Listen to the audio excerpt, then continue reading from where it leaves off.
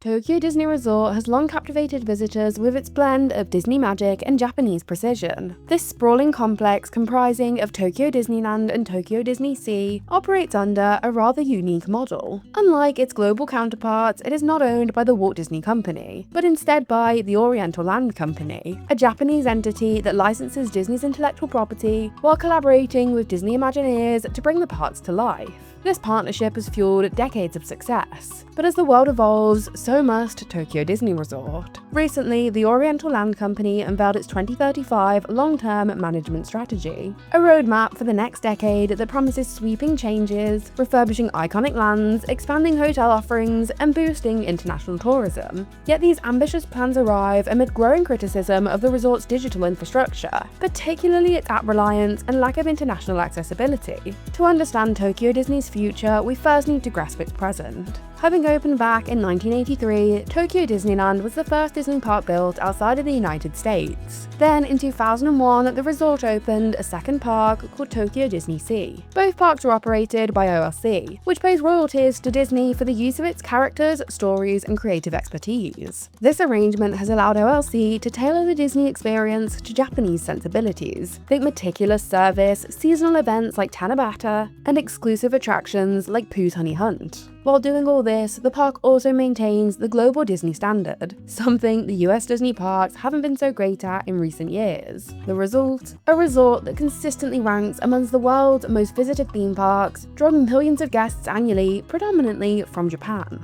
But the world is changing. Japan's aging population and declining birth rate pose long-term challenges to domestic attendance, while global competition in the theme park industry, think Universal's Epic Universe or Disney's own Shanghai Disneyland, demands innovation. Enter OLC's 2035 strategy, a bold vision to secure Tokyo Disney's dominance for the next decade. From refurbishing lands to building new hotels and courting international visitors, this plan is as ambitious as it is transformative. So let's break it down. Nothing is officially confirmed, but at the heart of OLC's thinking currently are plans to overhaul two beloved lands, Adventureland in Tokyo Disneyland and Port Discovery in Tokyo Disney Sea. Although not yet confirmed, there is some tantalizing concept art that makes these refurbishments seem to signal a seismic shift in the resort's landscape. Adventureland has been a staple since Tokyo Disneyland's debut. Home to classics like the Jungle Cruise and the Enchanted Tiki Room, it's a nostalgic cornerstone of the park. But the concept art suggests that the OLC isn't afraid to shake things up. Rumors swirl of new attractions tied to modern Disney hits. Imagine a Moana-inspired boat ride, an up-themed balloon adventure, or a high-energy Incredibles stunt show. These additions could replace or reimagine existing rides, injecting fresh energy into a land that's remained largely unchanged for decades. So, what might this mean for guests? On one hand, integrating contemporary Disney IP could attract younger fans and keep the park relevant in a media-driven world. On the other hand, tampering with classics risks alienating longtime visitors who hold these spaces so dear. The Jungle Cruise, with its quirky skippers and retro charm, is a cultural touchstone, and could a replacement truly capture the same spirit? OLC faces a tough challenge. Innovate to stay competitive, but preserve the nostalgia that defines Tokyo Disney's soul. Across the resort at Tokyo Disney Sea, Port Discovery, the quirky port of call with a retro-futuristic flair, appears poised for an even bolder transformation. Current attractions like Aquatopia and Nemo and Friends Sea Rider have always felt like hidden gems, overshadowed by the park's volcanic icon, Journey to the Center of the Earth. The concept art hints at a radical reimagining. A Victorian streetscape meets steampunk innovation, complete with a massive show building. Could this be a new headline attraction? A dark ride blending 20,000 Leagues Under the Sea aesthetics with cutting-edge tech?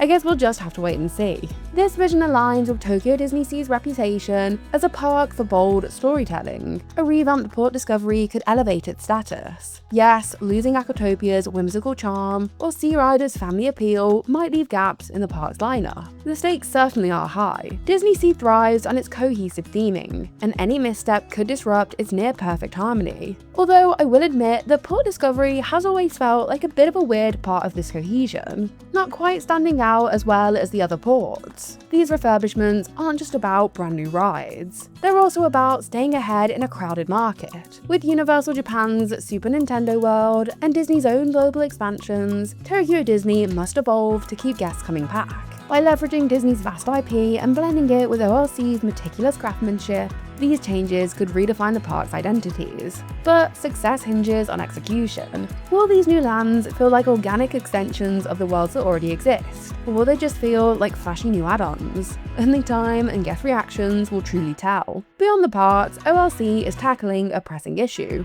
capacity. Tokyo Disney's current hotels span from luxury to deluxe and to value, and typically boast occupancy rates above 95%. Clearly, demand is sky high. And with Fantasy Springs having opened at Tokyo Disney Sea in 2024, the need for more rooms is urgent. Fantasy Springs, a new port inspired by Frozen, Tangled, and Peter Pan, is drawing even larger crowds than expected, amplifying the strain on existing accommodations, even taking in the fact that this new port opened up with a brand new hotel. So what's OLC's solution? A major hotel expansion, with plans to add over 1,000 new rooms across multiple properties by 2035. This isn't just about keeping up with demand, it's about redefining the resort's hospitality landscape and positioning Tokyo Disney as a truly global destination. So what might these new hotels offer? OLC is likely to diversify its portfolio, and this expansion isn't just about aesthetics. It's a strategic play to boost international tourism. Japan's post-pandemic reopening and a favourable yen exchange rate have already sparked a surge in overseas visitors. New hotels could lean into this trend with multilingual staff, diverse dining, think sushi alongside burgers, and larger rooms for families, as well as other amenities tailored to global guests. OLC might even partner with international travel agencies or Disney influencers to help market these. But growth comes with growing pains. Adding 1,000+ rooms means rethinking transportation. Will the Disney Resort Line monorail handle the extra load? Dining and guest flow need upgrades too. Overcrowding could erode the intimate, immersive vibe Tokyo Disney is so famous for.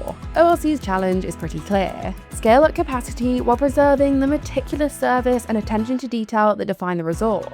Beyond bricks and mortar, OLC faces a less glamorous but equally critical hurdle: its digital infrastructure. Tokyo Disney's official app, used for park entry, dining reservations, and premier access passes, is both a lifeline and a lightning rod. Add in reports of crashes, sluggish load times, and a clunky interface, and it's clear the app lags behind Disney's Genie Plus, a system itself that is far from perfect. A polished app could unlock new perks, but until OLC invests here, the app remains a weak link, risking guest frustration and tarnishing Tokyo Disney's gold standard. The final big problem for the resort is Japan's shrinking population, aging rapidly with fewer young families, which casts a shadow over Tokyo Disney's domestic base. Clearly, OLC's answer is to go global. The 2035 plan doubles down on international tourism. This shift demands more than just new hotels and apps, such as including diverse menus, for example halal, vegan, or gluten-free, which could welcome a far broader crowd. This is certainly something that Tokyo Disney Resort have got slightly better at in recent years. OLC's 2035 vision is certainly a high-wire act. Hopefully, they will be able to innovate and thrive without losing what makes Tokyo Disney so special.